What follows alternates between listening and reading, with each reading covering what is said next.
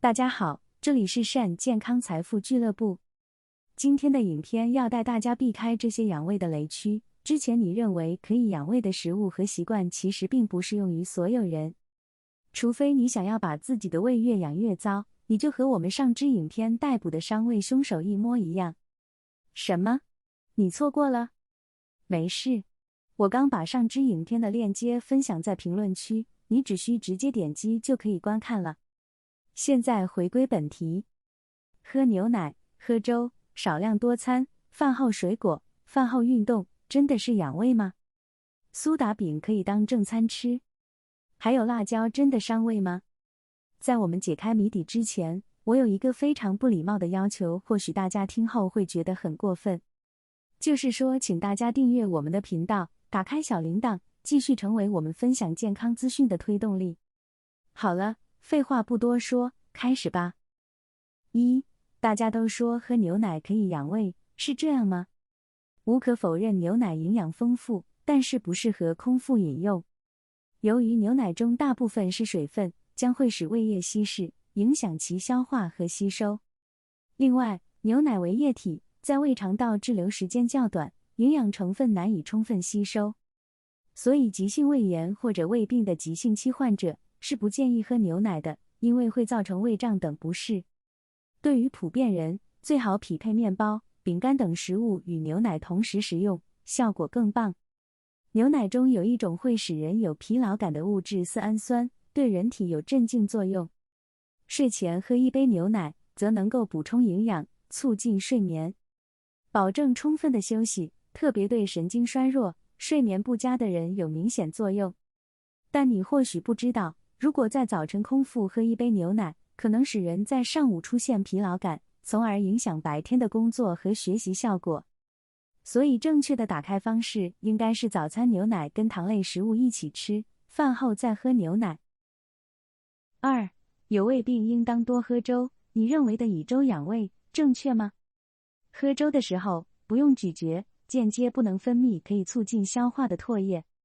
那么你的胃就必须把属于口腔与唾液的消化工作一并加到自己身上。因为粥含水分较多，会稀释胃酸，加速胃的膨胀，使胃蠕动缓慢，不利于消化。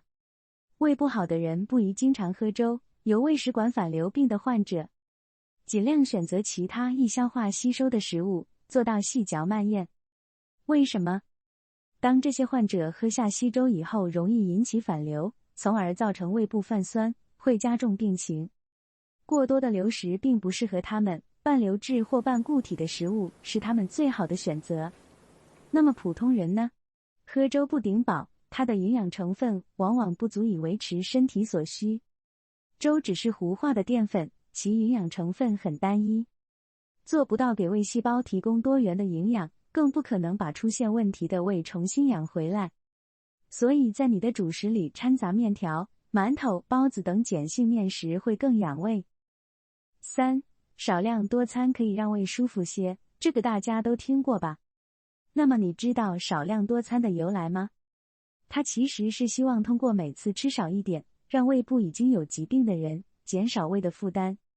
北京中医药大学教授李志刚指出，过往医界推少量多餐的另一个理由，是因为食物会中和胃酸，帮溃疡患者止痛。重点是给胃部已经有疾病的人，而不是所有人。事实上，吃饭定量可以减轻你胃的负担，不必多餐。多餐的结果是每吃一餐，胃酸就持续分泌2到3小时。如此次数一多，胃其实并没有获得喘息机会，而是不停地工作。换句话来说，没有胃部疾病的人，应该3餐定时定量，不要吃太多，也不要觉得饿。辣椒会伤胃，这观点估计大家都认可。刺激度高的辣椒确实让人直觉地认为会伤胃。事实上，研究发现辣椒有助于保护胃黏膜。台湾高医大附设综合医院肠胃内科主任吴登强等人研究发现，适度吃辣可以抑制幽门螺旋杆菌。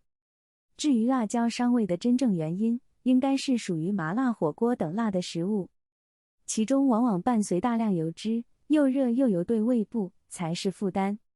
不过已经有胃溃疡等情形，辣椒对患者会带来伤害。其实，在胃部健康、没有溃疡等症状前提下，大家还是可以适度吃辣。5. 饭后水果，这在我们日常生活里应该是最普遍的行为吧？可是饭后吃水果是否对我们的胃有帮助？这应该是陈述句还是疑问句？台大医院内科部主任吴明贤表示，水果的确有促进胃消化与排空的作用，但是否饭后吃，关键其实是，如果已经吃很饱，再硬吃水果，对胃反而是有害的。最好的方式是在饭前1小时食用，让身体能充分吸收，并利用水果的营养素。饭后1小时食用，就可轻松地避免水果在正餐消化中造成胃部胀气引起不适，更不会让血糖大幅度上升。那么在选择的水果上，又要做哪些考量呢？富含鞣酸的水果，如番茄、柿子，容易与胃酸作用形成不溶解的块状物，会引起不必要的肠胃胀痛，应避免空腹食用。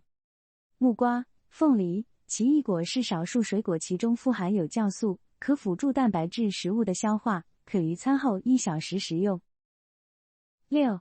运动有助消化，但是适用于饭后吗？刚吃饱时，你的大脑集中精力的管理消化系统，完全没空管理运动系统。刚吃饱时胃撑得鼓鼓的，你选择在这个时间点去运动，就会容易引起消化不良情况。胃和食道是相通的，运动会促使胃被摇晃，那么胃里的食物可能因为摇晃而进入食管，从而导致反酸、烧心、胃食管反流的概率提高。所以激烈的运动真的是大可不必了。饭后1小时可轻松散步是不错的选择，但是切记不宜快跑及做剧烈运动。7. 是否可以把苏打饼当正餐？很多胃不好的人会选择以苏打饼充饥，淀粉烤制后形成的糊化层可以中和胃酸，以为能起到保护胃黏膜的作用。但是苏打饼中加入的小苏打碳酸氢钠有产气的效果，可能会加剧胃病患者胃胀、嗳气的症状。无可否认，苏打饼、烤馒头片等其实是胃病患者比较适宜的食物，并不代表可以过量摄入，因为这会增加胃的负担。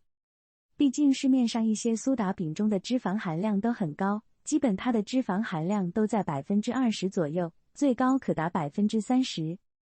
脂肪类食物可能会对肠胃造成不良影响，比如刺激消化道收缩，极可能减慢胃排空和加重便秘，也可能加速肠胃蠕动，导致或加重腹泻。除了小苏打，里面还加入了碳酸氢钠，所含钠盐普遍高于普通饼干。如果在膳食中摄入钠过多，易增加肾脏负担，升高血压。购买时多看看食品成分表，买钠和脂肪含量较少的饼干，然后就是不能当饭吃。正确的解锁方式是吃苏打饼干必须细嚼慢咽，吃时应配合流质食物。一般推荐作为慢性胃炎、胃溃疡恢复期的加餐，不要当正餐吃，避免导致营养失衡。俗话说3分治7分养，有人认为只注重养而不治。调理、饮食、作息时间调整等养胃措施是有必要的，但是不能只专注于治或专注于养，偏重于任何一个方面，都属于太极端了。有些胃病患者做了检查没有发现器质性问题，可以只注重养。但如果是溃疡、弥漫性炎症、萎缩、中重度不典型增生患者，则要到医院规规矩矩先治后养。希望今天的干货能纠正你对于养胃的一些思维，毕竟我们要的由此之中要的不过是一个健康的胃。好了，感谢大家收看，记得把这影片分享给5位身边人，提高健康胃的意识思维。那我们下支影片再见，拜。